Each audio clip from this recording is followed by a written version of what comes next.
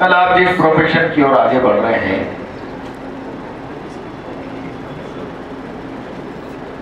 उस प्रोफेशन में भी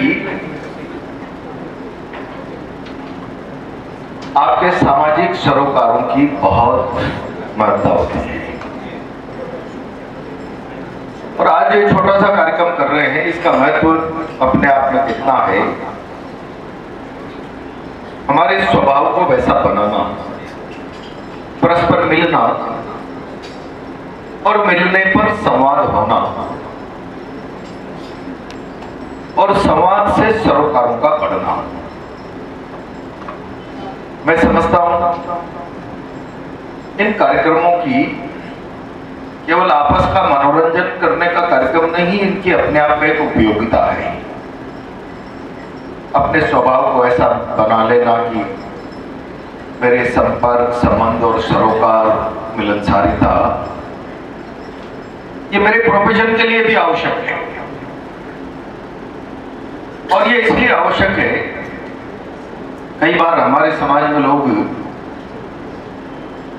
कई बच्चे अभी अपना परिचय देते समय मेरे पिताजी किसान, मेरी मां गृहिणी। व्यक्ति कितना ही प्रतिभाशाली हो, उसे एक मुकाम हासिल करने के लिए बहुत सरोकारों की, व्यवहार की आवश्यकता पड़ती है।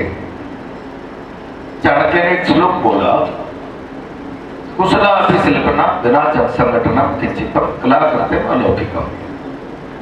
एक शिल्पकार है जो मूर्ति बनाता है या कोई चीज बनाता है और उस पर उसकी निर्भरता किसी पर नहीं, कोई सरकार पे, समाज पे, व्यक्तियों पर, खुद ही कुशल दस्तकार है। पर बिना संगठनम किंचितम कला करते अलौकिकम, बिना संगठन के वो अपनी कला को लौकिक स्वरूप प्रदान नहीं कर सकता। लौकिक स्वरूप, लोग जाने, लोग पहचाने, लोगों में व्यापक प्रचार प्रसार हो और उसका अपना कोई संगठन नहीं होता तो शहरों में बड़े बड़े होर्डिंग्स लगाता है, कटआउट्स लगाता है, बैनर्स लगाता है, विज्ञापन देता है। आपके प्रोफेशन में अपनी प्रतिभा, अपनी योग्यता, अपनी दक्षता के साथ साथ आपकी बड़ी पूंजी है व्यवहार। व्यवहार और इस प्रकार के जो पारिवारिक कार्यक्रम होते हैं ना, तो आदमी को बहुत कुछ सीखने को मिलता है। व्यवहार बदलता है, संबंध संपर्क बनते हैं, सरोकार कायम होते हैं। इसको आप लोग एक जीवन सूत्र बना लें, अपने प्रोफेशन में कामयाबी का जीवन सूत्र। मेरे पास एक बड़ी ऑर्गेनाइजेशन नहीं है, बड़े संसाधन नहीं है, पर मेरी योग्यता के साथ मेरे सरोकार जो बनाना मेरे दायरे में है, उसके ऊपर किसी की निर्भरता नहीं है और उसमें केवल मुझे मेरा व्यवहार और कर्म क्षेत्र को बदलना है। जो मेरे दायरे में है वो काम मैं बेहतर तरीके से कर सकता हूं और उसको लोगों से मिलना, लोगों से संपर्क, सरोकार बनाना कब अच्छा लगता है? जब वो अपनी इस नई उम्र में यहाँ आता है, नाचता है, कूदता है, गाता है, ताली बजती है, जिंदाबाद मुर्दाबाद लगती है, हल्ला गुल्ला होता है, उसकी प्रतिभा पर लोग सकारात्मक प्रतिक्रिया देते हैं, तो उसको अच्छा लगता है, अच्छा लगता है। ये फीलिंग्स जीवन मंत्र है आगे बढ़ने की। ऐसी फीलिंग्स आना, उसके मन में एक विश्वास और प्रेम पैदा होता है। मेरे अपने लोग हैं, मुझे इनके साथ घुल मिलकर रहना चाहिए, मुझे आपस में टीम वर्क के साथ रहना चाहिए। सारे लोग समाज के लोग हो, तुम लोग भविष्य हो। आप लोग, हमारी भी सबकी चिंता है, आप लोगों की खुद की भी चिंता होनी चाहिए, भविष्य कैसा होना चाहिए। और भविष्य, कई बार कहते हैं नौजवान देश का भविष्य है, तो फिर जैसा नौजवान बनेगा वैसा भविष्य बनेगा। आप लोग इस समाज के उदयमान सितारे हैं और जैसा स्वभाव, जैसी कर्म क्षेत्र की गति आपकी बनेगी, समाज का स्वरूप वैसा बनता चला जाएगा। और इसलिए मुझे कैसा बनना चाहिए ताकि मेरे चाल चरित्र चेहरे से, मेरी कर्म साधना से, मेरी योग्यता से, मेरी दक्षता से समाज के स्टेटस का मूल्यांकन हो, समाज के स्टेटस का। इस दिशा में गंभीर चिंतन करेंगे आप। कई बार लोग कहते हैं जाति तोड़ो समाज जोड़ो, लेकिन मैं बहुत जिम्मेदारी से कह रहा हूं, ये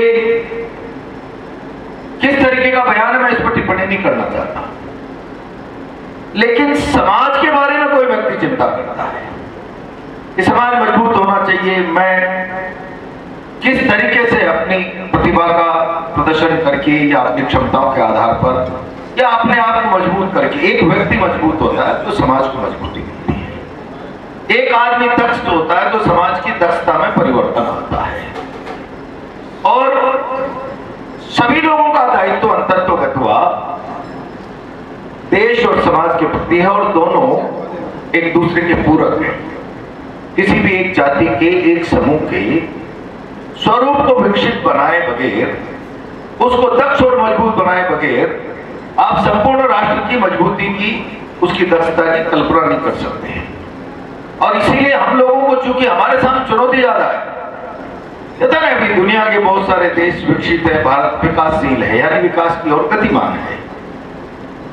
हम तो विकासशील के दायरे से भी अभी बहुत पीछे चल रहे हैं। तो जो विकासशील मार्ग पर हमारा नौजवान आ गया है, उसके मन में इस तरीके का सोच बन जाना चाहिए कि मुझे विकसित समाज बनाने की और आगे बढ़ने के लिए, उस ऊंचाई को पकड़कर छूने के लिए विकासशीलता की गति, नौजवान पीढ़ी के मन में परिवर्तन की ललक, चाह, आगे बढ़ने की एक जिज्ञासा, और वो जिज्ञासा ही एक आत्मविश्वास पैदा कर देती है। और जिसमें जिज्ञासा है, जिसमें आत्मविश्वास है, और पीछे लिखा आपने क्या, संकल्प। जिज्ञासा और आत्मविश्वास जब संकल्प शक्ति को मन में मजबूत करता है तो आप समझते हैं दिल्ली मुंबई हाईवे पे जो एयरलाइन बन रहा है ना, कितने किलोमीटर की पहाड़ी फाड़ कर टनल बनाई जा रही है ना? ये जिज्ञासा, ये आत्मविश्वास पैदा करती है, और आत्मविश्वास से पहाड़ को चीर कर रास्ता बनाने की शक्ति अपने अंदर आ जाती है। और इसीलिए भविष्य है आप लोग समाज का, और समाज का नहीं, देश का। और इसीलिए आप लोगों का चिंतन दूरगामी होना चाहिए। मैं अपने कैरियर की सुदृढ़ता की और सुरक्षा की ओर आगे बढ़ रहा हूं, और बस मेरा काम हो गया, इतना नहीं। मेरे पास बहुत सारे काम हैं। मेरा समाज पिछड़ा है, मेरा समाज अति पिछड़ा है, और उसको हम किस तरीके से मुख्यधारा में लाने का प्रयास करें। ईश्वर ने मुझे एक प्रतिभाशाली व्यक्तित्व बनाने का असीम आशीर्वाद दिया है। ये मेरे अपने हाथ की बात नहीं, ईश्वर की अनुकंपा कृपा से मैं एक मुकाम की ओर आगे बढ़ रहा हूं। तो मुझे मेरे दायरे को बढ़ाकर समाज के बारे में अच्छा सोचना चाहिए। समाज के लोगों को भी, कई बार कहता हूं, मैंने विधानसभा में भी कहा है, ये केवल गुर्जर समाज की बात नहीं। अभी भी आप जाइए हिंदुस्तान में, कोटा की कोचिंग के विषय को लेकर मैंने कई बार टिप्पणी की विधानसभा में। समाज दो वर्गों में बढ़ गया। एक वर्ग ये है जो एलकेजी एचकेजी में बच्चा पढ़ने जाता है, और उसकी माता पिता उसको ए फॉर एप्पल और बी फॉर बॉय पढ़ाते पढ़ाते उसको पहली दूसरी क्लास से इंस्पायर करते, बेटा क्या बनेगा कलेक्टर, बेटा क्या बनेगा डॉक्टर, इंस्पायरिंग।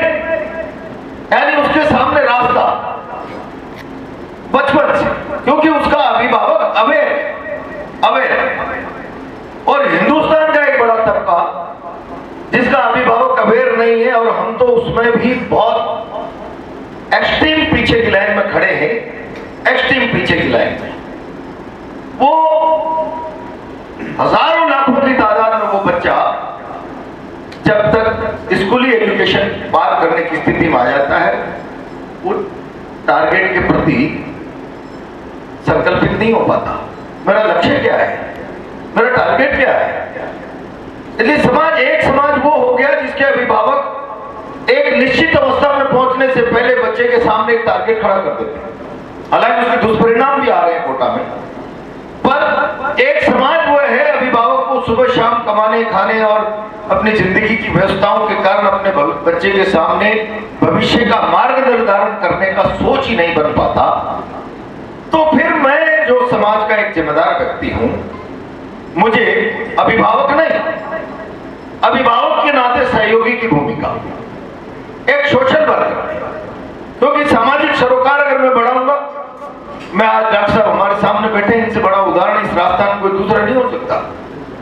डॉक्टर साहब के घर पर कोई आदमी, इस सामाजिक सरोकार और सरोकारों का प्रभाव है कि डॉक्टर साहब के घर पर कोई आदमी चला जाता है तो उसके मन में एक आत्मविश्वास पैदा हो जाता है, बस आ गया हूं मैं, एक सुरक्षित आत्मा में आ गया और अब मैं ठीक हो जाऊंगा, सुरक्षित आत्मा। ये डॉक्टर साहब का व्यवहार, संपर्क, संबंध, सरोकार वो एक आकर्षण पैदा करते हैं, आकर्षण, अपनत्व का भाव पैदा करते हैं। और अपनत्व जहां पैदा हो गया, विश्वास पैदा हो गया, समझ लीजिए एक धारा बन गई, धारा। एक अद्भुत उदाहरण है राजस्थान में डॉक्टर नील गोचर। इसलिए ये चीज केवल सामाजिक सरोकार बनाकर कम्युनिटी में अवेयरनेस पैदा करने का काम भी थोड़ा थोड़ा अपने कैरियर के मुकाम के रास्ते पर अचीवमेंट को करते हुए जब आप करेंगे तो ये प्रोफेशनली भी आप लोगों के लिए लाभ का दायरा बढ़ाएगा, लाभ का दायरा। मेरा अपना उदाहरण है, मैं बता रहा हूं, 20 बार हमारे भी तबीयत कभी गड़बड़ हो जाती थी तो भाग के डॉक्टर गोचर के पास ही जाते थे। एक विश्वास बन, एक विश्वास। और गांव का दूरस्थ बैठा हुआ व्यक्ति, वो यूं ही नहीं हुआ, अपने रिश्तों को, सामाजिक सरोकार को, संपर्क संबंध के बाद सरोकार बना और उसको मजबूती प्रदान की। और जब ये चीज हो जाती है, एक विश्वास जनरेट हो जाता है, और विश्वास, भरोसा है ना, दुनिया को चलाने की सबसे बड़ी चीज है। ईश्वर है शाश्वत, ये क्या है? भरोसा है ना।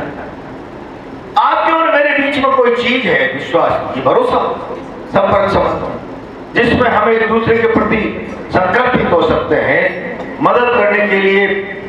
और ये भरोसा ही होता है जिसमें लोग एक दूसरे के लिए प्राण से जुट जाते हैं। और ये भरोसा सरोकारों से कायम होता है। सरोकार आपकी सकारात्मक सोच से लगातार संपर्क संबंधों से बनता है।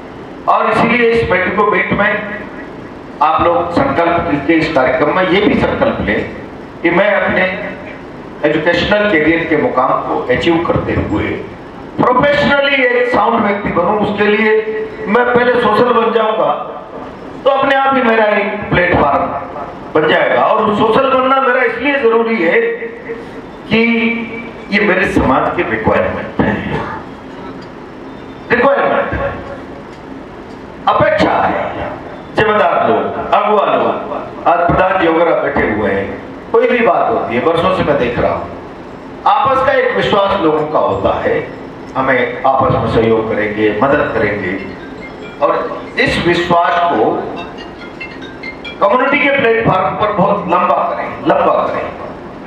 उस धारा से आपको प्रोफेशनली भी आगे चलकर साउंडनेस मिलेगी और समाज का विश्वास बनेगा, समाज में अवेयरनेस आएगी। इस जिम्मेदारी को भी निभाते हुए सारे लोग आगे चलेंगे। सारे मेडिकोस को मेरी शुभकामनाएं, खूब तरक्की करो। प्रोफेशन में चुनौती बहुत है, डॉक्टर साहब बताएं क्या, एक जमाना था जब कोई MBBS करके आ जाता था तो कोई बहुत बड़ी चुनौतियां नहीं होती थी। सब कम से कम ये मान लेते थे कि बस अब एक सिस्टम खड़ा हो जाएगा व्यवसाय का, आजीविका का, ठीक से।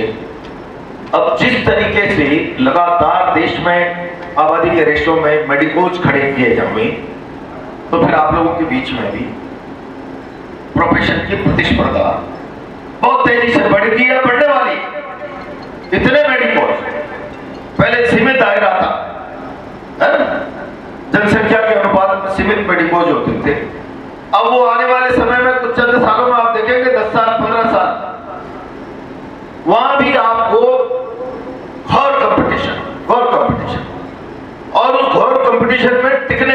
आगे बढ़ने का संबंध सरोकार है, मार्केटिंग।